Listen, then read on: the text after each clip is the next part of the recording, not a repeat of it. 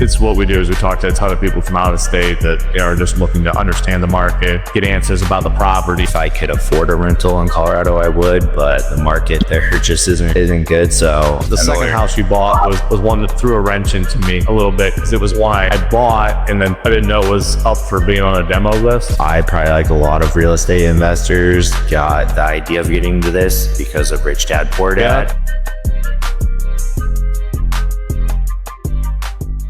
So I'm here with Alex, who's bought a few properties off me here in Akron and Canton, Ohio. So you've been in both markets that I serve, which is really cool. Your first one was down in Canton, and then I think you bought the second one in Akron, right? And the third one back in Canton. Yeah, the first one Canton, like you said, Akron and then Canton again. Sweet. So far, I like Canton. A lot of Canton. I've been really digging Canton lately. It's been on the come up. I don't know if it's the Football Hall of Fame pushing all the money into the area or what it is, but it's been a big push for not just myself as an investor, but other investors outside of my circle as well. So I think you're getting in on a good time there in Canton for sure. Yeah. And then the first one you bought back in 24, right? So it's been almost 2 years now. Yeah, I think, what was it? When was it? It's towards the end, 24, right? Yeah. It says March. Middle. March was the first rent payment for April. So March 2024 sound about right? Yeah, and then the second one, I think we got maybe at the end of 2024, and then the third at the beginning of 2025. Yeah, that looks right. Or correctly. Something I always remember, we did an intro phone call, and I think your wife got on the phone and said she was going to grill me and ask me a bunch of questions. It always makes me laugh. I asked her if she wanted to come to this, but she's got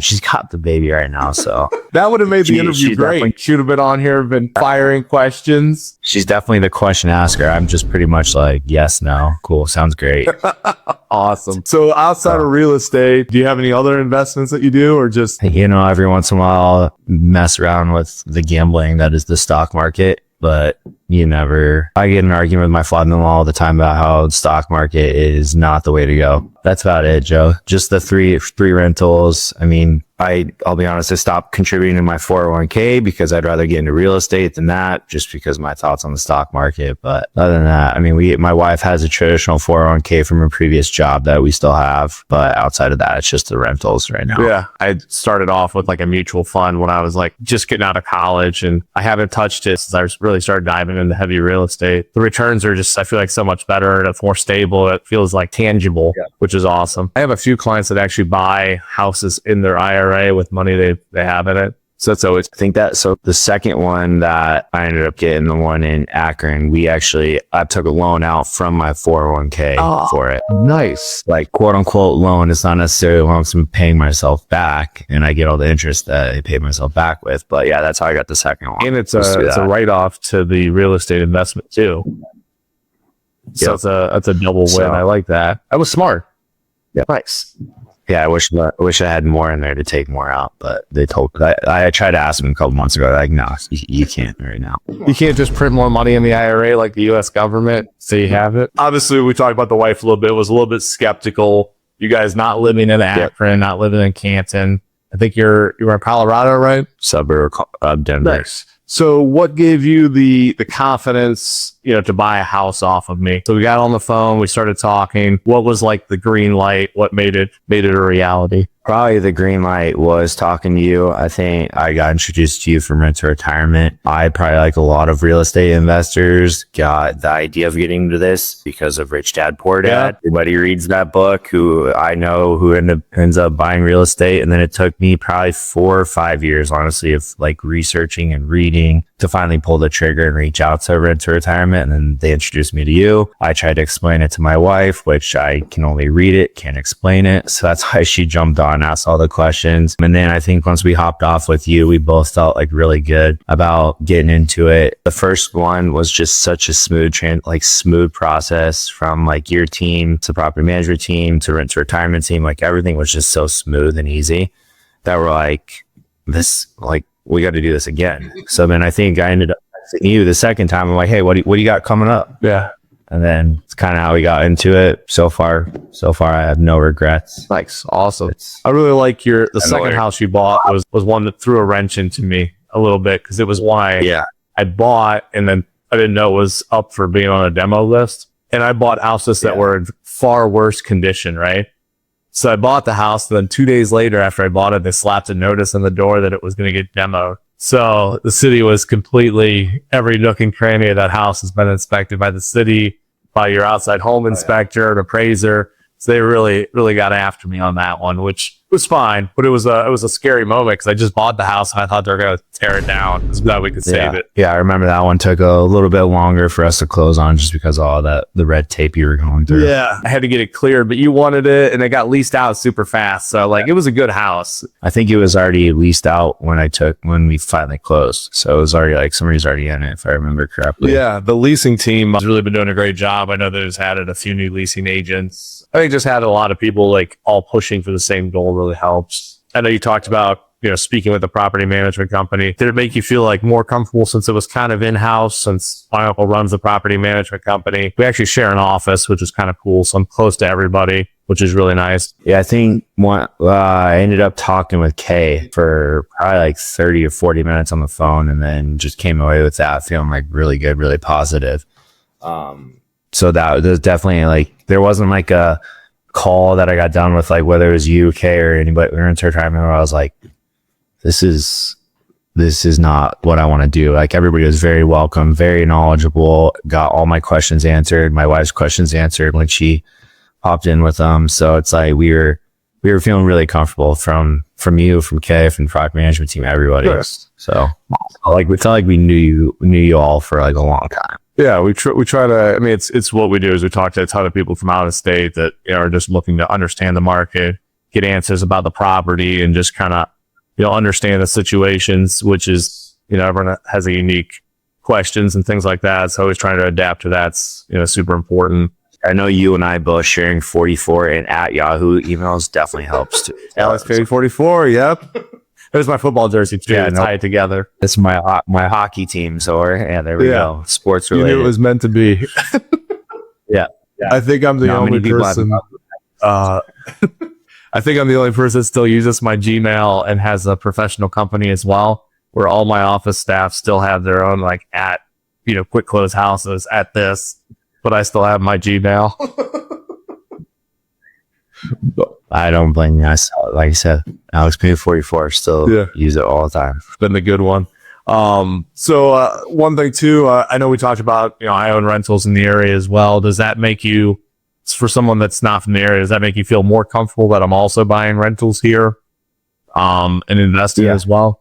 Yeah, definitely. It kind of just shows that you believe in the product that you like, for like that we're selling. Like you obviously believe in the market, believe in the area. If I could afford a rental in Colorado, I would, but the market there just isn't good. So for that space, so the fact that you do own all that stuff, and then and the fact that like your family does the project management company too, that helps, because then it makes it kind of feel like you're like you, as in myself, are like being integrated within like the family business, so to speak, which definitely helps feel a little bit more comfortable being from somebody that's not in the area. Yeah, no, it definitely makes it so that I feel like everyone's, has the same idea, and they only take on investors that buy turnkey properties. So it's not like they're taking on 1,000 clients that have dilapidated homes, where they only take on nice properties. So the resources don't get sucked out of the company to go put out all these fires, right? It's a lot easier to manage nice stuff for sure. Yep, it's definitely helpful to know. Yeah, for sure. And then I know we talked a little bit about like investments for the stock market not being stable. Would you say that your real estate investments have been more stable than your investments in the stock market? Yeah, the returns are way better. Definitely more stable returns, I would say. And then it's nice to like physically own something, and rather than like a piece of paper. Yeah. Another Robert Kiyosaki, Rich Dad Poor Dad comment right there. So I definitely. I think having that tangible asset to be like, I physically own that building or that property or that asset, it just makes it feel so much more real than just a mythical like Bitcoin up $10,000 today, down 20 yesterday. You never know why, unless you're like ingrained into the stock market. You have no idea what's going up, why it's going up. It just that stuff is a lot. It's a lot harder to wrap my head around mentally versus real estate. I think I'm the same with you. It makes sense. Real estate. Hey, the inflation, whatever's going up, things are appreciating. Yes, the property value went up. Rents are going up because inflation, because appreciation, whatever it might be. Okay, that makes sense. Now I'm collecting $100 more rent. I get it. Where the stock market I talked about, you have no idea why it's going up, down, or sideways. Yeah, because you could have like a good jobs report and it still tanks that day. It's like, I feel like sometimes all of those numbers are just like skewed and made up to whatever they want to push politically. Well, and then they'll come back and like just fix all the numbers a month or two later or quarter later. Like, okay, we did a correction. Yeah. I'm like, sweet. Cool. Yeah, I'm not a big conspiracy person, but I feel like data could be skewed however you want it to look. Yeah. A lot of times, which is kind of odd. Great. And then I know like investing in stocks is hands off, right? You put your money in it, you let it go, and whatever happens, happens. Where I feel like real estate, you put your money in it. And I feel like with the turnkey space, I mean, after you closed on it and set up all your like property management accounts, like how much time are you spending on this investment? A month, a week? Like, what would you say? Like total time or like what I do on like? I would say total time invested into the three properties, here in Akron, Canton, Ohio. Yeah. I mean, if we want to do total time, it was probably like a total of a month, like you said, setting up property management, utilities. I have the LLC for them as well. And then setting up, what is the other, like trash, water, all that stuff. Probably a total of a month for all three combined.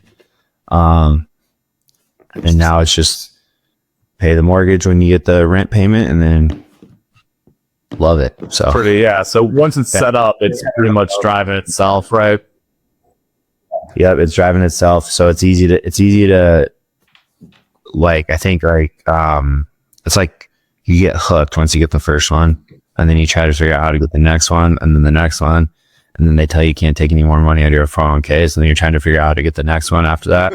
So that, I think maybe my majority of my time spent on the rental space is trying to figure out ways to get more down payment money so I can stack more on top of each other. So makes sense. The total time, and it's not a full-time job, that's for sure. I can still do my full-time job and then get the benefits of real estate. Yeah, for sure. With the the debt pay down from the tenant, plus you're getting the appreciation plus the cash flow. So I mean, there's multiple things that you're getting hit with in a positive way. I asked the PM company to print out your ledgers and stuff from the properties just to look at maintenance. So I saw you had a few maintenance calls on the properties. Did you have to do a lot when there was a maintenance call? Did they handle everything for you? I think I sent you a text and you said email this email, and then it was taken care of. Like so pretty straightforward and simple. It got handled. Yeah, pretty straight. I mean, it was like some stuff like there's a drainage pipe that needed to be put back, or it was like some easy stuff. Nothing insane. So being an out-of-state investor, you didn't have to like call 1,000 companies to get anything fixed. Correct. No, I texted you and then you told me to email, and then I never got another notice. So. Okay. So I think they've had like 2 or 3 maintenances at each house. They've handled it without even contacting you because it was such minor. I think the threshold with you was like $500-$600 or something. If it's under that. Yeah, I think it was more of like a nitpicking thing from the city or county or whoever was looking at the property. Yeah. So it sounds like they kind of make it pretty simple to just. So, yeah, the hardest thing that I've had to do with not maintenance was just trying to figure out how to get these tenants trash cans, because one of the cities was so behind. Yeah.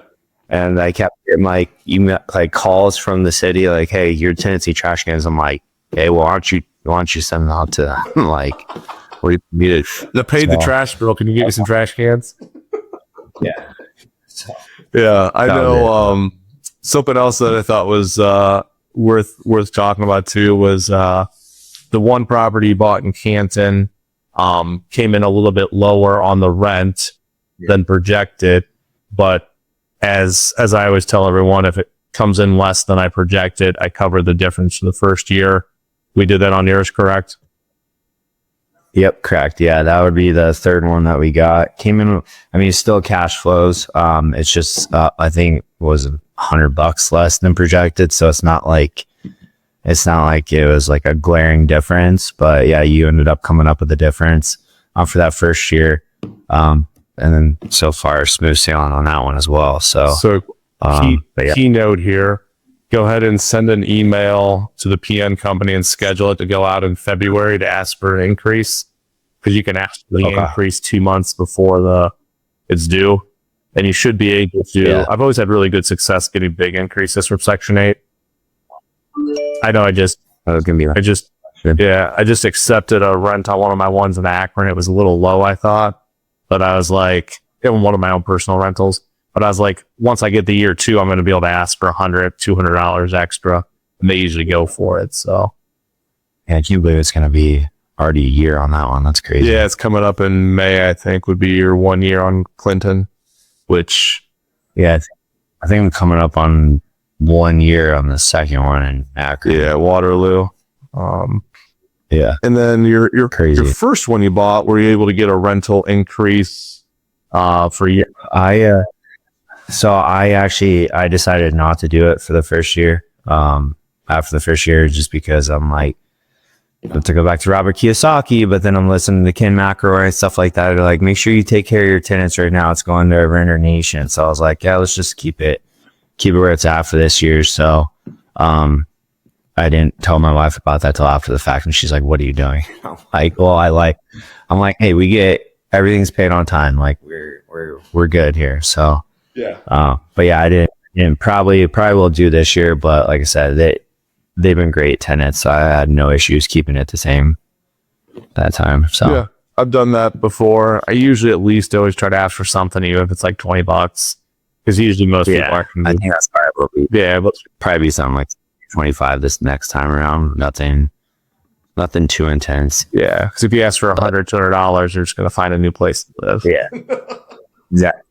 Then you're stuck with like marketing fees and stuff like that, trying to get it like re-rented out. And like, I got tenants that pay on time. Like we're content. Yeah, that's a great mindset to have. I feel like a lot of investors always are like, they just look at the paper and look at the sheet. And they're like, oh, I need to go to here, to here, to here, but they're not thinking about the human aspect of it, which I think is a big thing people miss with that, like emotional intelligence kind of thing. Definitely big shout out to you for realizing like, hey, I got great tenants. Let's just keep them cash flow and keep gaining that debt pay down every month, which I think is huge. That's kind of all the stuff I really talk about. I don't know if there's anything you want to ask me or had any questions about the market or when you're coming out to visit me or no. Yeah, that's cool. It's probably cold there now, huh? It's 10 degrees today. Yeah, I'm good for right now. Oh, we're at least at 53. So yeah, no one ever comes to visit in the winter. Everyone wants to come in the summer. If it was sunny out, I might have been out golfing, but there's still snow out there. So, no, I mean, like I said, I was just trying to figure out how to get the next one. I think my wife and I do our year-end goals like every year. So I think my goal for this past year was to get 2, and I came up short 1. So I got to figure out how to turn that around next year. So I know that's gonna be texting you. Yeah, for sure. I think the biggest thing is would be some concessions at closing and stuff like that to help offset down payment cost. But yeah, that would be the big thing. Retirement's got some stuff like that they like some stuff that they promote. So we'll see. We'll see. I know I'm going to be hopefully hitting you up by Q1. I'm looking forward to it. Looking for that Alex Payne 44 to come through. It'll be there. Awesome, man. Well, hey, I appreciate you cutting some time out of your day. I know with the newborn, it's always tough to get everything squeezed in, especially with the lack of sleep I feel like I always have.